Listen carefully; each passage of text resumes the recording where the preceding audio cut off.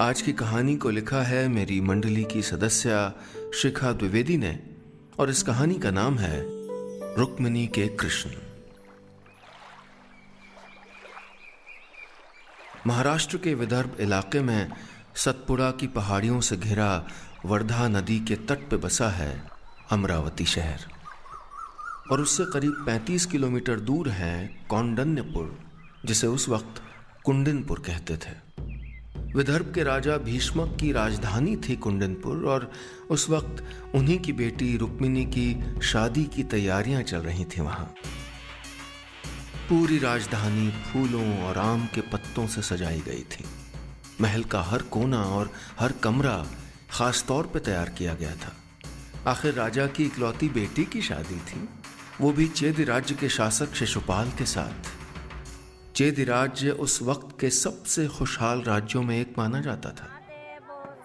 महल के अंदर बने बड़े से आंगन में औरतें शादी के गीत गा रही थीं, नाच रही थीं, मेहंदी के पत्तों को पीसकर उन्हें एक दूसरे की हथेलियों पे सजा रही थीं। पर जिसकी शादी थी उसे अभी तक मेहंदी लगी ही नहीं थी। वो तो अपने कमरे में बंद, हाथों में मोर पंख लिए अपने सामने रखे एक चित्र को रंगने में लगी थी। तभी किसी ने रुक्मिणी के कमरे का दरवाजा खोला। उनकी सहेली कालिंदी थी। हाथ में मेहंदी से भरा कटोरा लिए उनके पास आई और बिना कुछ कहे उनके हाथ से मोर पंख लेकर उसी की नोक से उनकी हथेलियों पे मेहंदी लगाने लगी। पर रुक्मिणी वो तो न जाने कहां खोई थी। उस शादी से जरा भी खुश नहीं दिख रही थी। वो बड़े भाई रुक्मी को समझाया भी था उन्होंने कि वो शिशुपाल से शादी नहीं करना चाहती, पर उनके मन को समझने के बजाय शिशुपाल के राज्य का वैभव गान करने लगा था रुक्मी। आप में से भी बहुत से लोग समझते होंगे इस भावना को, जब आपकी इच्छा के विरुद्ध किसी से आपकी शादी तय हो गई हो। रुक्मिणी जानती थी कि ये शादी उनकी खुशी के लिए नहीं बल्कि शिशुपाल से अपनी दोस्ती मजबूत करने के लिए कर रहा था रुक्मी, जिससे भविष्य में संकट के वक्त चेदि राज्य की सेना से उसको मदद मिल सके। यानी रुक्मी के लिए यह शादी सिर्फ एक बिजनेस डील थी, वैसी ही जैसी आजकल की बहुत सी शादियों में देखने को मिल जाती हैं, जहां प्यार नहीं व्यापार को आगे रख के रिश्ते बंधते हैं। पर उस वक्त पिता भीष्मक और बाकी के चारों भाइयों ने रुक्मी को समझाने की कोशिश की थी। वो जानते थे कि रुक्मिणी किसी और से प्रेम करती थी। कोई था जिसकी छवि रुक्मिणी के मन में कहीं गहरी बैठी थी। कोई था जिसे मन ही मन अपना जीवन साथी मान लिया था उन्होंने, और वो थे देवकी नंदन कृष्ण। ऐसा नहीं था कि रुक्मिणी को कृष्ण से अचानक ही प्रेम हो गया था। उनका लगाव बहुत पुराना था, उस वक्त से जब पहली बार उन्होंने कृष्ण को देखा था। सिर्फ 12 साल की थी वो। उस वक्त तो प्रेम की परिभाषा भी नहीं जानती थी, बस महसूस हुआ था कुछ उनको। कंस के बुलावे पर पिता भीष्मक और भाई रुक्मी के साथ एक समारोह में मथुरा गई थी वो। वहीं 16 साल के कृष्ण को अपने मामा कंस का घमंड तोड़ते और वध करते देखा था उन्होंने। कैसे एक ही पल में कंस के आतंक से लोगों को आजादी दिला दी थी कृष्ण ने। बस पहली नजर में वो मुरलीधर रुक्मिणी के मन में बस गए थे। शायद इसे ही तो आजकल लोग पहली नजर वाला प्यार कहते हैं। रुक्मिणी को भी कृष्ण से वही पहली नजर वाला प्यार हो गया था। इन बीते सालों में कृष्ण ने बड़े बड़े कारनामे किए। मथुरा से द्वारिका जाकर एक नया शहर बसा लिया। राजपाट, धन दौलत सब कुछ तो था उनके पास। द्वारिकाधीश कहलाने लगे थे वो। लेकिन रुक्मिणी के मन में बसे कृष्ण राजा नहीं थे। वो तो वही ब्रजवासी थे जिनकी एक मुस्कान ने बरसों पहले रुक्मिणी का दिल चुरा लिया था, और तब से उनके चारों ओर बस कृष्ण ही कृष्ण थे। उनके कमरे की हर दीवार, पर्दे, तकिए, सब कुछ बस कृष्ण की तस्वीरों से रंगे थे। वही कृष्ण जिनको उन्होंने मथुरा में देखा था और तब से बस उन्हीं की होके रह गई थी। और इंतजार कर रही थीं अपने स्वयंवर का, जब बाकी राज्यों के राजा और राजकुमारों के साथ कृष्ण भी वहां आते और वो उनको अपना जीवन साथी चुन लेती। उनके पिता भीष्मक ने तो द्वारिका भिजवाने के लिए निमंत्रण पत्र भी तैयार करवा लिया था, लेकिन रुक्मिणी के भाई रुक्मी ने ऐन वक्त पे स्वयंवर रद्द करके अपने मित्र शिशुपाल के साथ रुक्मिणी की शादी का ऐलान कर दिया था। एक जबरदस्ती की शादी। पूरी राजधानी को छावनी में तब्दील कर दिया था उसने। उसकी इजाजत के बिना न कोई महल के अंदर आ सकता था, न बाहर जा सकता था। शादी तक रुक्मिणी को कमरे में कैद रहने का फरमान सुना दिया था उसने। मेहंदी लगे हाथों के साथ रुक्मिणी अपने कमरे की खिड़की पे खड़ी थी। उनकी आंखें एक टक पश्चिम दिशा की ओर देखे जा रही थीं। उस ओर ही तो थी द्वारिका, कृष्ण का शहर, उनके प्रियतम का शहर। रुक्मिणी को उम्मीद थी कि शायद मन की बात मन के ही रास्ते कृष्ण तक पहुंच जाए। उस सुबह कुंडनपुर में चहल पहल और बढ़ गई थी। मेहमान वहां पहुंचने लगे थे। किसानों ने अपने खाली खेत राजाओं के रथ खड़े करने के लिए दे दिए थे। उनके साथ आए सैनिकों के रहने का इंतजाम भी शहर के लोगों ने अपने अपने घरों में ही किया था। शिशुपाल भी शादी की तारीख से 4 दिन पहले ही अपने पूरे लाव लश्कर के साथ कुंडनपुर पहुंच गया था। सैनिकों और हथियारों की संख्या इतनी ज्यादा थी कि वो बारात कम किसी मोर्चे की ओर कूच करने वाली सेना ज्यादा लग रही थी। दोस्तों, यहां एक बात बताता चलूं कि उस वक्त बारात कुछ दिन पहले ही दुल्हन के घर पहुंच जाती थी और शादी के 1 या 2 दिन बाद ही विदाई होती थी। वैसे आपको इस तरह का रिवाज आज भी बहुत सी जगहों पे, खास करके दूर दराज के इलाकों में देखने को मिल सकता है। खैर, उधर शिशुपाल यानी होने वाला दूल्हा पहुंच चुका था और रुक्मी यानी होने वाली दुल्हन का भाई उसकी आव भगत में लग गया था। इधर दियों की रोशनी में नहाए राजमहल के अपने कमरे में एक कोने में बैठी थी रुक्मिणी। उस तरफ के सारे दिए बुझा दिए थे उन्होंने। तभी एक दासी ने आके बताया कि ब्राह्मण सुदेन उनसे मिलना चाहते थे। रुक्मिणी हर रोज सुदेन को कुछ स्वर्ण मुद्राएं दान में देती थी। उस दिन भी वही लेने आए थे वो। राजकुमारी ने सुदेन को अंदर बुलाया और अपने बिस्तर के सरहाने से एक पोटली निकाल के ले आई। सुदेन के आते ही रुक्मिणी ने उनको प्रणाम किया और वो पोटली उनकी ओर बढ़ा दी। ब्राह्मण ने पोटली अपने झोले में डाली और आशीर्वाद लेते हुए बोले, राजकुमारी, हम द्वारका जा रहे हैं। वहां द्वारकाधीश कृष्ण ने ब्राह्मण भोज रखा है, हमें भी निमंत्रण आया है। अब शायद आपके विवाह में सम्मिलित नहीं हो पाएंगे। द्वारिका का नाम सुनते ही रुक्मिणी का मुरझाया चेहरा खिल उठा। उनके मन के अंधेरे कोने में जैसे किसी ने रोशनी कर दी हो। आप द्वारिका जा रहे हैं? क्या मेरा एक संदेश द्वारिकाधीश तक पहुंचा देंगे? इतना कह के वो वहीं रखे लकड़ी के संदूक से एक पीले रंग के कपड़े में लिपटा पत्र निकाल के लाईं और सुदेन की ओर बढ़ा दिया। रुक्मिणी के चेहरे पे घबराहट और खुशी के मिले जुले भाव देखकर ब्राह्मण शायद कुछ समझ गए। उन्होंने पत्र अपने झोले में रखा और कमरे से बाहर आ गए। रुक्मिणी के दिल की बात पहली बार द्वारिकाधीश तक पहुंचने जा रही थी। उस व्यक्ति के पास जिससे वो छोटी उम्र से ही प्यार करती थी, जिससे वो विवाह करना चाहती थी। रुक्मिणी बेहद खुश थी, लेकिन तभी उनके दरवाजे पे खड़े सैनिकों ने सुदेन को रोक लिया।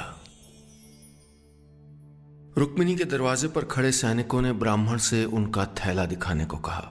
सुदेन घबरा गए और उनसे भी ज्यादा परेशान हो गई दरवाजे पे खड़ी रुक्मिणी। सैनिक ब्राह्मण का थैला लेने चले, तभी पीछे से एक आवाज ने उनको रोक लिया। सैनिकों, ब्राह्मण देव को जाने दो। ये राजा भीष्मक थे। पर महाराज, वो राजकुमार, सहमे से एक सैनिक ने उनको राजकुमार रुक्मी का आदेश याद दिलाने की कोशिश की। उनसे हम बात कर लेंगे। इतना कह के भीष्मक चले गए। जाने अनजाने में ही सही, उन्होंने अपनी बेटी की बहुत बड़ी मदद कर दी थी। उधर विदर्भ से करीब 1300 किलोमीटर दूर द्वारका में भी उस वक्त कोई जाग रहा था। रात का तीसरा पहर शुरू हो चुका था। पूरी द्वारिका नींद की गोद में जा चुकी थी, सिवाय कृष्ण के।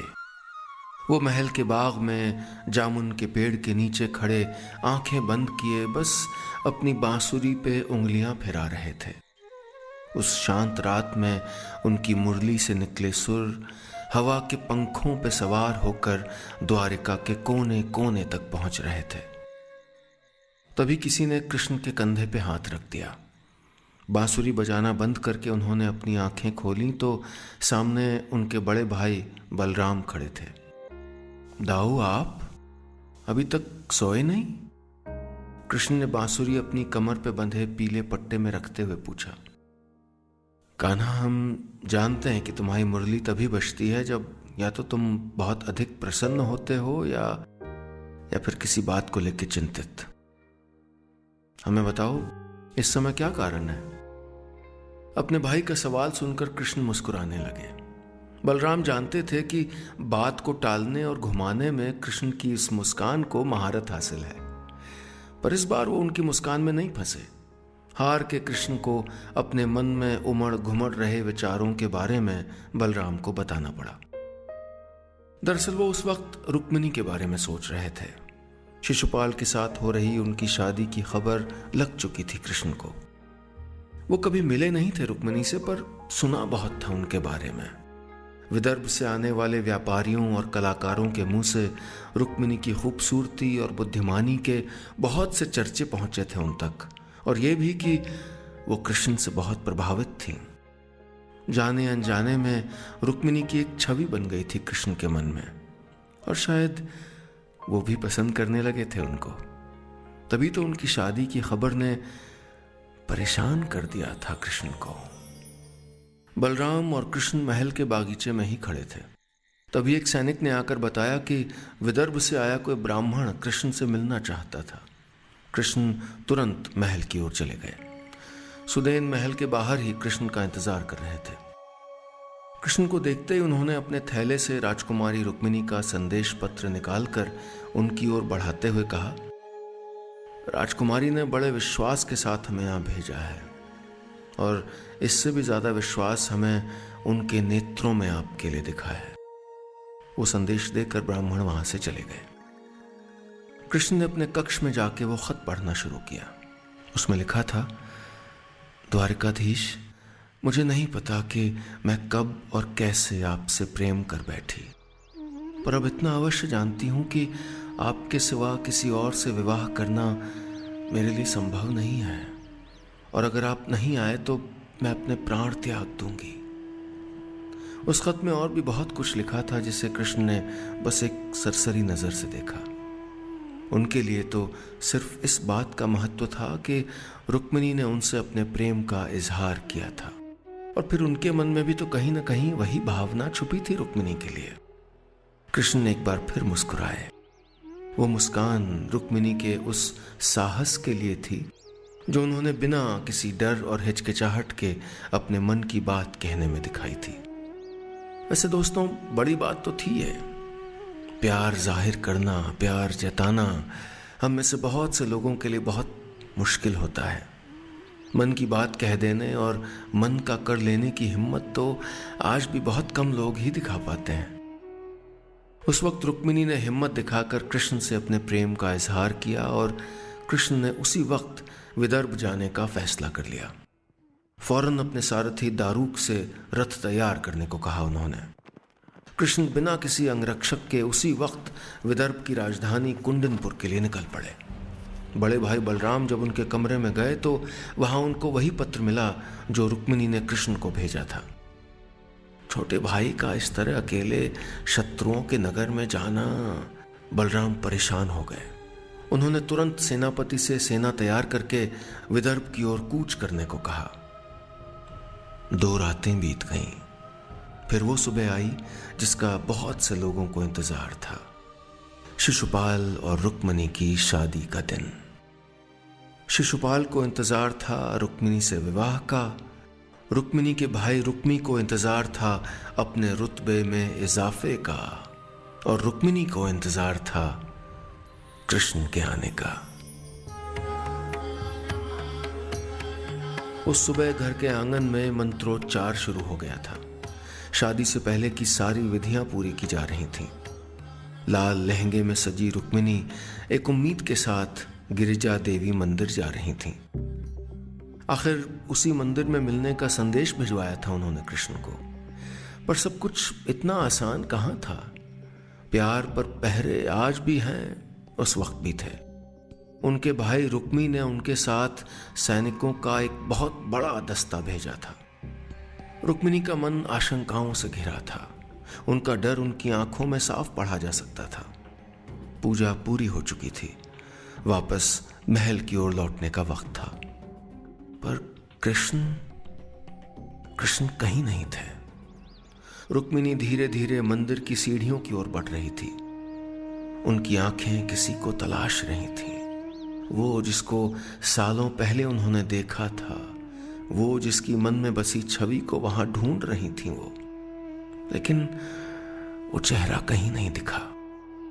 मंदिर की उस आखिरी सीढ़ी के साथ ही उनकी उम्मीद भी खत्म होने वाली थी। पर तभी कोई उनके सामने आके खड़ा हो गया। पीला पीतांबर, मुकुट में मोर पंख, कमर की करधन के साथ कसी मुरली और सांवले चेहरे पर दुनिया पे जादू कर देने वाली वो मुस्कान। कृष्ण थे वो। हाँ, कृष्ण थे वो। और उनको पहचानने में एक पल भी नहीं लगाया रुक्मिणी ने। समय जैसे ठहर गया था। दोनों बस एक दूसरे को देखे जा रहे थे। कृष्ण ने अपना दाहिना हाथ आगे बढ़ाया और रुक्मिणी ने मुस्कुराते हुए वो हाथ थाम लिया। वहां मौजूद लोग कुछ समझते इससे पहले ही कृष्ण रुक्मिणी को लेकर दौड़ते हुए थोड़ी दूर पर खड़े रथ में चढ़ गए। उनके सारथी ने एक पल नहीं लगाया रथ दौड़ाने में। अरे कृष्ण ने रुक्मिणी का हरण कर लिया! सैनिक ऐसा ही शोर मचाते हुए उनके पीछे दौड़ पड़े। खबर आग की तरह फैल गई पूरे कुंडनपुर में। शिशुपाल और रुक्मी अपनी सेना के साथ कृष्ण का पीछा करने लगे। और तब तक छोटे भाई की मदद के लिए बलराम सेना के साथ वहां पहुंच चुके थे। शिशुपाल को हरा दिया उन्होंने। अपनी जान बचा के भाग गया था वो। लेकिन रुक्मी ने कृष्ण और अपनी बहन रुक्मिणी का पीछा नहीं छोड़ा और आखिरकार उनको कुंडनपुर की सीमा पार करते ही रोक लिया। पर कृष्ण के आगे ज्यादा देर नहीं टिक सकता था वो। अपने सुदर्शन चक्र से कृष्ण उसे मारते इससे पहले ही उसकी बहन रुक्मिणी ने उनको रोक लिया। कृष्ण ने जान बख्श दी उसकी और बढ़ गए द्वारका की ओर। रुक्मिणी का प्रेम जीत गया था। कृष्ण मिल गए थे उसको। दोस्तों, आज की कहानी बस इतनी ही।